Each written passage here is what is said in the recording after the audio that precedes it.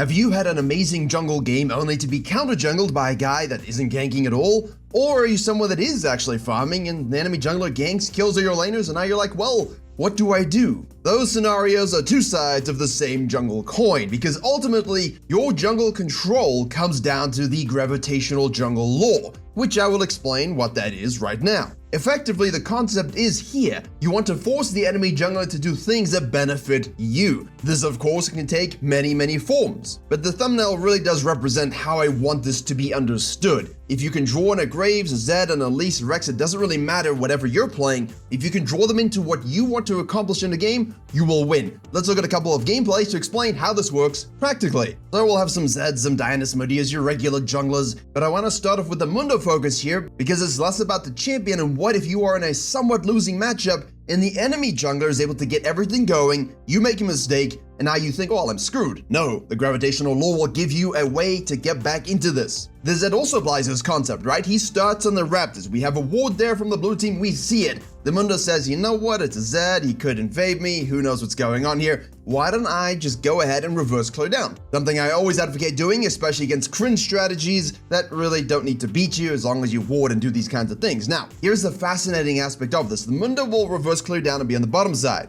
From his perspective, we will think that the Zed, as you can see on the map, will do the regular clear all the way down. This means that when you go for the gank bottom lane, whether it works or whether it doesn't isn't really relevant, that you will match up on the bottom scuttle. So you have to assess lane prior, 2v2, 3v3, what's the mid like, and then you can make your decision whether to do that scuttle crab or swap over base and do the other side. In this situation, your bot lane does the good things, and now Caitlyn is going back to base, which means you are not interested in going to fight the Zed over that bottom scuttle. So you decide to go with the Pyke with your roam tempo and go mid lane for the gank. Boom, you face check a bush, you think, why is the Akali going there? It's because Zed is literally right there, you're forced to flash out. For that, you need to head to Virkayu.gg. Not only do I have a free jungle improvement resource, I also have a dedicated program with jungle video courses, jungle coaching classes, a jungle VOD library, special weekly content you'll see nowhere else. All of this available through a premium jungle Discord, which is highly active, a huge community that help each other climb using my jungle program and courses. As we have seen by everybody hitting their peak rank goals in Split 1 and Split 2 of Season 14 as fast as possible. So to climb faster than everybody you know and to jungle div every game you play, to enjoy the Black Friday sales and Arcane sales with up to 90% off, head to the link below or to Virkayu.gg. This is where the Zed uses this concept to gain control of the Mundo. He decided to do, if we reverse this, Raptors bottom quadrant into a reset to buy an itemization spike into his Krugs, red, and obviously the top scuttle. This means that the Zed is where the Mundo did not expect him. The Mundo made this play assuming the Zed would full clear down and take the bottom scuttle. A 200 IQ pathing play just to get a small leg up on the enemy jungler. He now has a gravitational pull and he's forcing the Mundo to fall into his influence. But the Mundo will have a way to come back from this. Now, obviously, because you're reverse cleared, your respawn time is slightly delayed, which is why I love doing this. Really throws off the counter jungling moments and gives you a few more opportunities to impact the enemy jungler's camps and maybe the jungler themselves. However, what you can't change is your bottom lane over pushing and dying to a thing you knew was gonna happen. Hey, Zed showed up mid lane with 28 CS and a longsword. Cross down to the bottom scuttle. Where is he gonna be? Oh wait, he's bot lane. Who could have foreseen this? Such is the way of the world. Mundo wastes time on the top side and says, well, this isn't going great. Full close all the way down, nothing else you can do.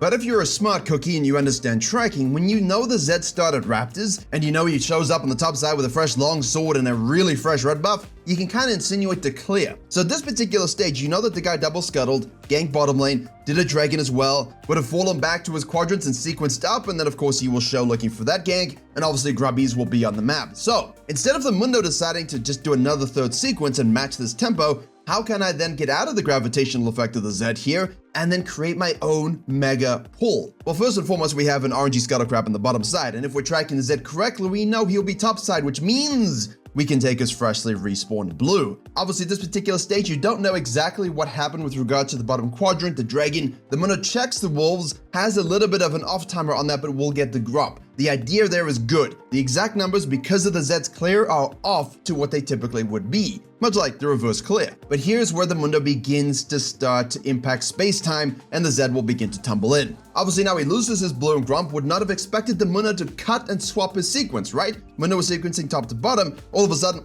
neck into his jungle, taking his camps. The result of this is you get to swap your sequence. Instead of top down, now we go bottom up. And this means that Zed will think, well, if he took this, he must be in the jungle and I can kill him because I have the advantage. Boom. Wasted time, nothing to counter jungle. It has begun. What this does is allows the Mundo to watch the Zed's next pathings. He has no choice but to try and impact the map in some capacity, try and gank bottom mid, and then he will have to fall back to his topside quadrant. Mundo is now matching him, but is slightly ahead on clear tempo. Takes the RNG scuttle and shadows a potential gank and just goes back to base. Why? Because the Zed did grubs into Dragon, they are going to be respawning in quick succession. Because remember, the grubs spawn 1 minute faster than the Dragon does. And because we've swapped our sequencing, this is the long play. Now we know we have the timer on the Grump, we have the timer relatively on his wolves, and we have the Dragon. So Zed is going to do the grubs, we'll take the Dragon, and then we go into his quadrant again. And because we swapped our sequencing, the Zed is completely under the influence of Mundo's pathing. There is nothing here. He is in the abyss. He cannot counter jungle the top side. His top quadrant was just taken. He's gonna come at a base and be like, whoa, whoa, whoa, where are my camps? And this is where you can see it. He gets so desperate. He's just, what do you do? There's no camps on the map. There's no objectives on the map. You're gonna force the issue.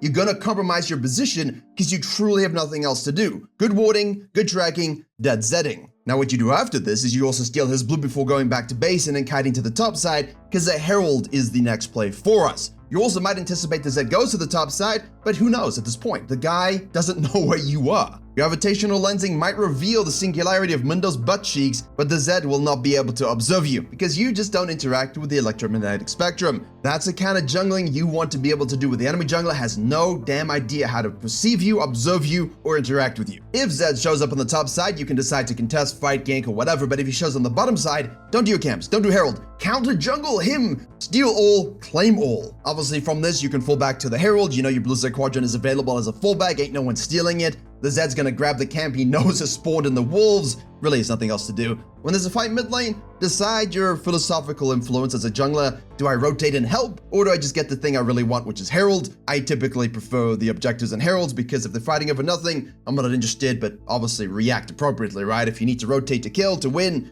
do it. There is a certain downside here to ignoring it. But the upside is the Zed is going to be going to his red because what the hell else is he gonna do? And there's no other camps there, so they think you have no map scaling, you show them otherwise. You have a flash button. Try and get in there. Little slow, not quite. But this pressure does mean a lot of things because most people after this Herald will fall back to the blue side. It's very important here that if you have warped the game in your favor to such a drastic swing, even though the Zed had all the tempo early, you cannot, and I mean cannot, lose it again. So get in their face, try and push them out, then use the Herald, kill the ADC, then fall back to the Dragon, stop, Zed top lane, take his bottom side again, and now you're directly in the mid game. And of course, the enemy team will have leads somewhere on the map because early game we didn't do much. Be careful not to die in the fight. We die in the fight, but that's okay because you are ahead. You are a beast. Remember that, write it down. I am a beast, and it has nothing to do with my KDA. It's about my golden experience and the gravitational pull I have over the enemy jungler. And as you know from my strategies, if you follow this channel, you're in the coaching program, whatever it may be, we love the mega fight of the third dragon. This is when you showcase your power, you fist, you destroy, you snack, you shove,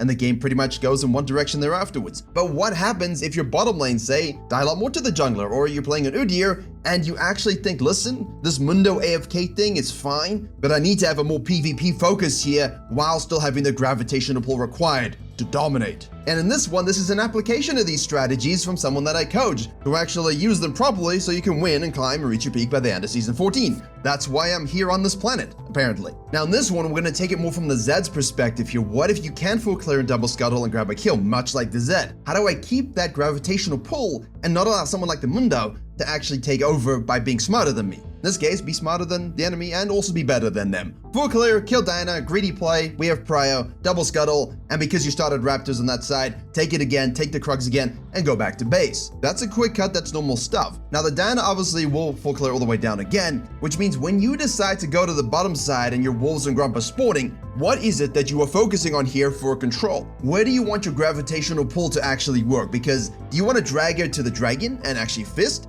Do you want to drag it to the Grub so you can get the Dragon, or vice versa? Here, if you can do the Grump into the Wolves, it will allow you to cut and react to Diana's movements, cut and react to Dragon if she cuts up for Grubs, or cut into Grubs yourself. If you then cut up into the Grubs, as I explained to him in coaching, what we could then do, because she passed top to bottom, is take her respawn blue, take her third rotation Gromp and Wolves, look to impact top lane, and then do another full sequence down. You would have so much control here. But that's a perfect environment, and you're trusting your laners to understand this and not straight up in. So in this particular situation, we go to the Wolves, we should have gone to the Gromp. Gromp is the juiciest. We see a mid lane action, so we decide to rotate to the mid lane action and grab the gank off. That's good. There is the theoretical application of the pathing in theory where your laners do everything correctly and you don't need to rotate for dumb shit, or there's, this. So we do that, and now we know Diana's pathing to the bottom side. So bottom lane, we should communicate. Listen, heads up, don't die to Diana. We're probably losing the dragon, who cares? Go to the grubs and enjoy the grubs thusly. Diana gets a kill on the bottom lane, as you would have seen. Boo-hoo, nobody cares.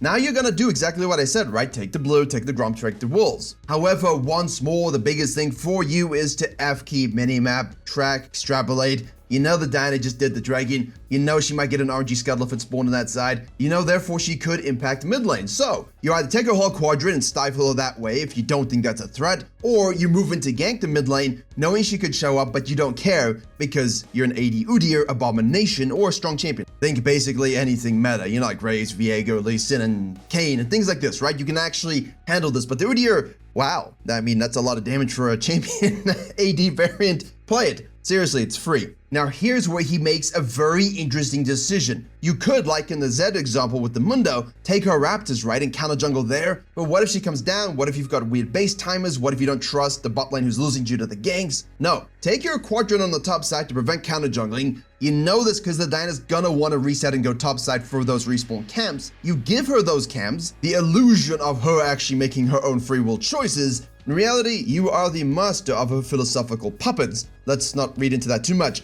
But you cut down, you see it, you know where she is, you get the visual confirmation. Take her Raptors, take her Red, take her Krugs if you want. But again, if you need to cut for the gank, cut for the gank. Here we fortunately do not, so we get the full quadrant, we get to go bottom side, clear some vision, and then go back to base finally. It's a long stint, but what a great stint it was. Multiple counter jungling moments, objectives, and kills. And now while we do like to have all of this game-defining, game-winning fights on that third dragon, sometimes in these lower down games, basically anything but non-master, and even sometimes in master, you're gonna have a fight over second grub pit. It's gonna be close. We do the Raptors into the grubs. I don't necessarily think this is the actual play, and I'm gonna retract quickly before we have this fight, not to annoy you, but to justify what I think he should have done. Because we finished off the counter jungling, we are worried that the Diana is simply gonna give up the grubs, right? In theory, she should. There's a dragon spawning. She knows the Udyr shows bottom and taking the quadrant. She knows that there's nothing available. What she should have done, once you realize, okay, look, that happened, let me give the grubs to the Udyr and counter jungle his blue Grump Wolves and dive bot lane. This is because the Udyr should be doing what we predict him to do, to base, topside quadrant, and grubs. However, as the Udyr here, you want the gravitational pull. I expect Diana to expect it, so I take blue Grump, base, goes straight over to the grubs. If she contests, I'm gonna be there anyway, we're gonna get the kill. And if she doesn't, I simply have the grubs, I can counter jungle, I can loop back my camps, whatever, right? And Diana will go to the bottom side, have nothing to counter jungle other than wolves, and she's not really gonna steal those, and if she does, who cares? But in reality, what happens is Diana actually goes to the bottom side, didn't track that the stuff was gone, because obviously sometimes this happens. Instead of doing the logical thing here, which is counter jungling the Udyr, controlling the dragon and diving bot lane like we just said, she cuts up for the grub fight. So as I said, sometimes in the master and below MMRs, you're gonna get people not make these correct reads like the Diana, rotate for the second grub fight, and as you can see, the Udyr should win this. The gravitational effect here forcing the Diana to always be in a suboptimal position, really just spiraling around the vortex that is the jungle difference.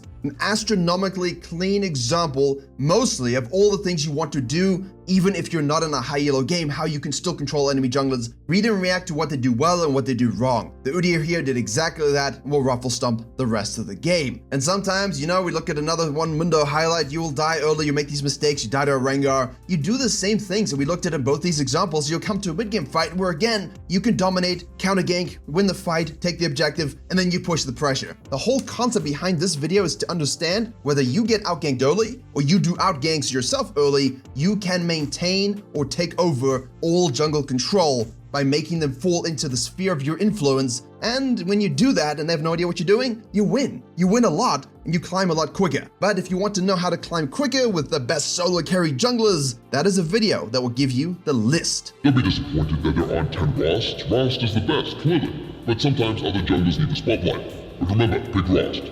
But first pick the video. Watch the video to learn how good Rust is. Do it. Click it now. Come on. Click it.